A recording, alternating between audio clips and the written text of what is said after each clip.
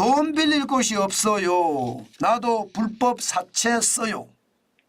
야, 저는 여러분 대부업이 제도권 대출 회사 중에 마지막이잖아요. 그런데 이 대부업이 난리예요. 여러분 한번 보세요. 2023년입니다. 대부업의 대출 잔액은요 12조 5,146억 원입니다. 야, 이 정도면 마지막 대출의 보루인 대부업도 대출을 안 해준다는 거예요. 회수만 하고 있다. 회수만.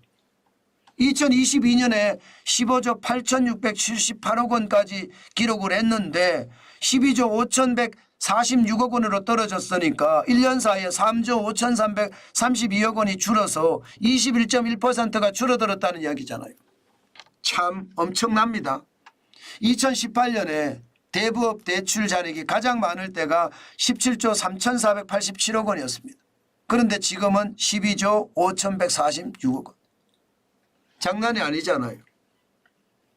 이게 여러분 결국 경기가 쉽지 않고요. 그죠? 경기가 쉽지 않고 돈을 빌리러 오는 사람들이 진짜 돈이 없어서 돈을 빌려줘도 떼일 가능성이 크니까 모두가 두려워한다는 뜻이에요. 게다가 이익이 안 나요. 이익이. 여러분 대출을 100을 해주면 이게 뜯기는 게 뭐 12.8인가 그렇게 됩니다. 연체율이 12.8%가 되니까. 그러면 나머지를 가지고 이제 대부업을 영위해 가야 되거든요. 12.8%가 뜯겼으니까 나머지를 가지고. 그런데 말이면 나머지를 가지고 하면 적자입니다. 왜? 법정 최고금리가 20%까지 떨어졌거든요. 최고로 받을 수 있어도 20%까지 밖에 못 받습니다. 그러니까 대부업들이 대출을 안 해주는 것은 당연한 겁니다. 심지어 대부업에 가면 담보 가지러 오라면 담보 가지고. 아니 대부업에서 담보 가지고 오라니 이게 무슨 말이에요. 그죠? 그 정도로 담보를 가지고 오락할 정도로 최악이 됐다는 뜻입니다. 돈 빌릴 곳 없습니다. 심지어 말입니다. 돈 빌릴 곳 없으니까 진짜 많은 사람들이 대부업 이용자 많이 줄었습니다. 2023년에 72만 8천 명으로 줄었습니다. 이게 2022년에 100만이 깨졌거든요. 98만 9천 명으로. 2017년까지만 하더라도 247만 3천 명이었습니다. 대부업을 이용하는 사람들이 많았어요. 그런데 6년 사이에 70.6%가 줄었습니다.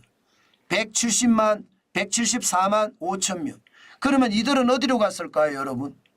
이들은요 거의 80% 이상이 불법 사금융으로 이동하는 것으로 추정할 수 있습니다.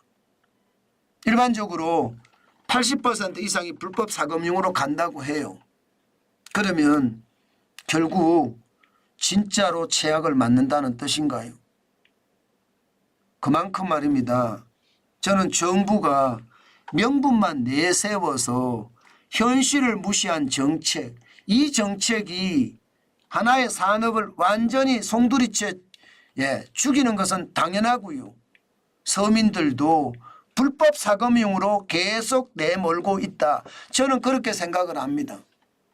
이게 여러분 돈을 빌리더라도 좀 적당히 빌릴 수 있어야 돼요. 이게 여러분 신용도에 따라서 5%에 빌리는 사람도 있고 20%나 25%에 빌리는 사람도 있어야 되잖아요. 그런데 20%로 확 낮추니까 돈 빌릴 데가 없어요. 그러니까 최악이 되는 거죠. 전부 다 돈 빌릴 것도 없어서 악소리를 낸다고 해도 과언이 아니거든요. 실질적으로 대부업 등록업체도 계속 줍니다. 2010년까지만 하더라도 14,014개였던데 지금 말입니다. 2024년 4월 기준으로 8,473개입니다. 4개월 사이에 1.4% 124개나 또 망했어요.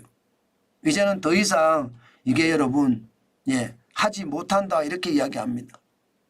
법정 최고금리가 계속해서 줄어드니까 이게 2018년만 하더라도 24%거든요. 2016년엔 27.9%였습니다. 그러니까 대출을 해줘도 이익이 난다는 뜻이에요. 그러나 그 이후에 20%로 줄인 게 2021년이거든요.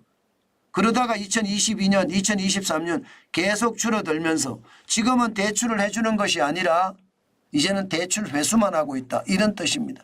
러시안 캐시도 철수를 했잖아요. 그 정도로 말입니다. 그 상황이 나빠졌다는 뜻입니다. 게다가 연체율도 보면 장난 아니에요.